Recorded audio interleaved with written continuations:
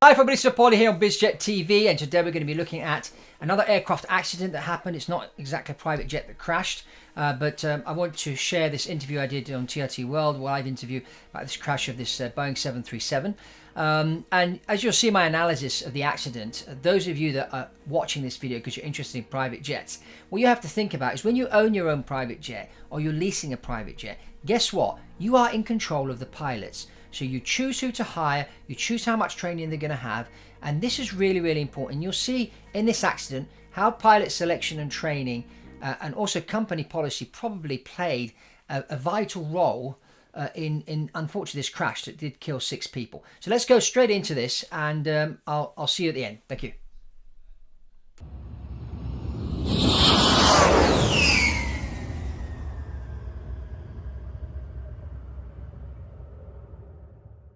More on this now from Fabrizio Poli. He's an aviation analyst and entrepreneur and joins me now live from Manchester in the United Kingdom.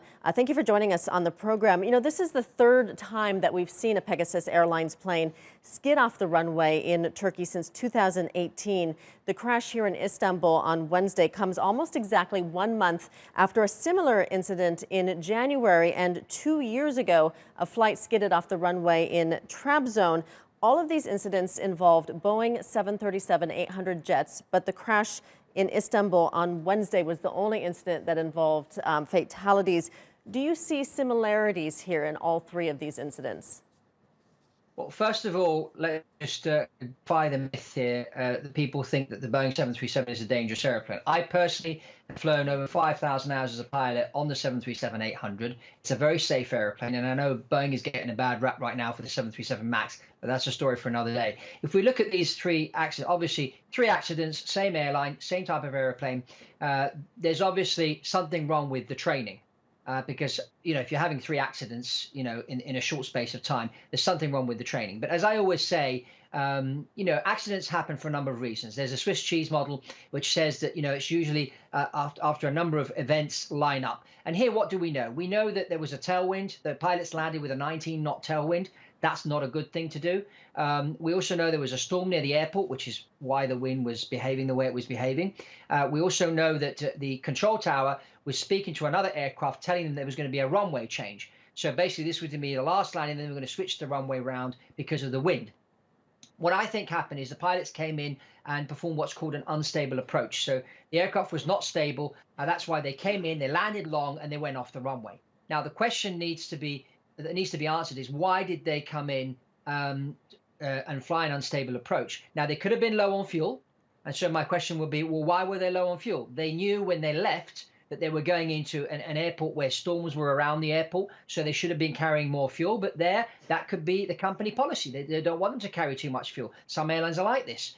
Were the pilots fatigued? Had they been flying a lot over the last 7 days? And the airline pushing them to fly more. This is another thing, another question that needs to be answered. So the accidents never happened for one reason, but certainly looking at the fact that this airline had 3 accidents in a short period of time, there's something wrong with the training and probably the company culture and around the pilots and that needs to be investigated carefully and changed. It certainly is terrible to have incidents like this happen, and especially when there are fatalities involved. But again, it is very rare, which is, of course, why it makes the news. But what are some things that we can learn then? You said that there is probably a problem with the training. So then what can we learn from these accidents?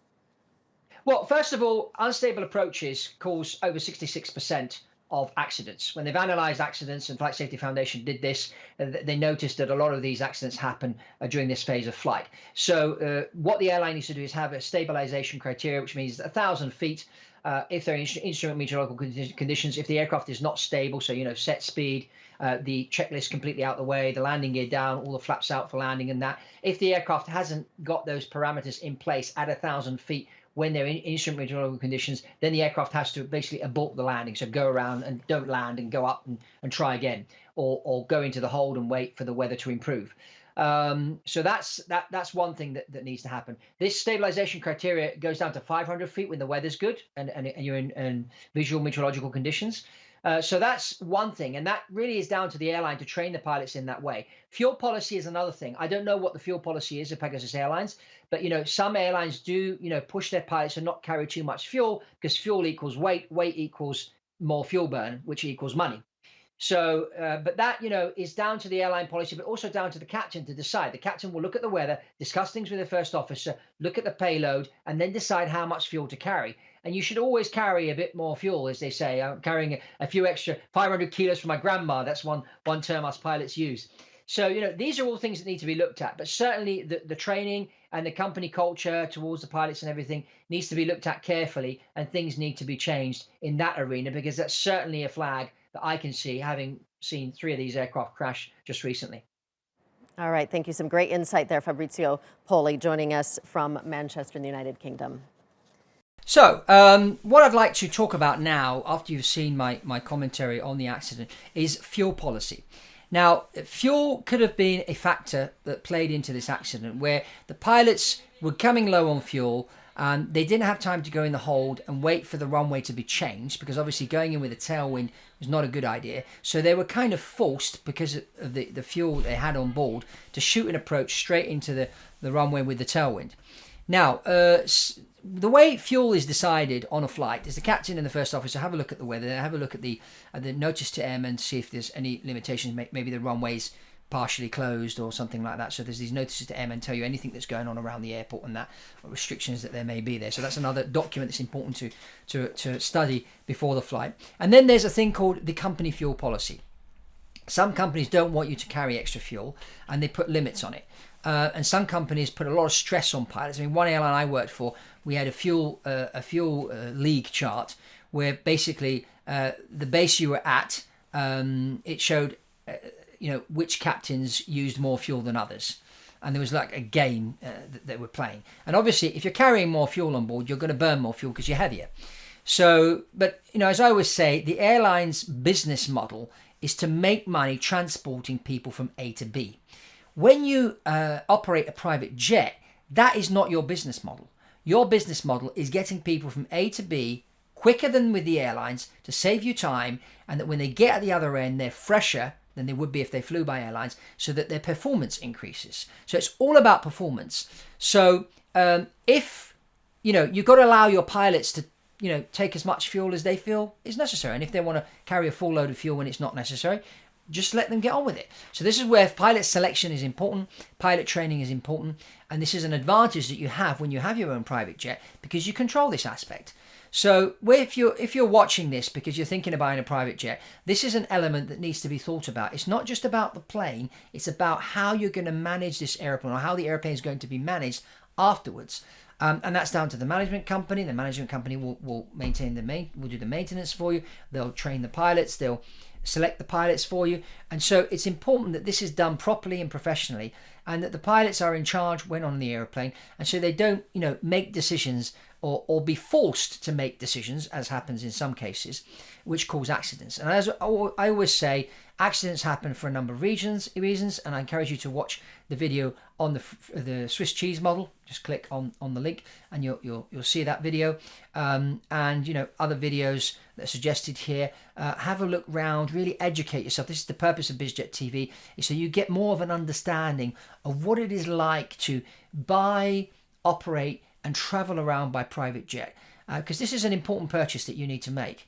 It's a great business tool, but it needs to be thought out carefully, and as well as educating yourself, you need to seek professional advice so that you can make the best decision. Because at the end of the day, this is not an office, this is not a car, this is an aluminium tube, as I like to call it, that goes up in the air at 45,000 feet with you in it, your family, your loved ones, your business executives, your team.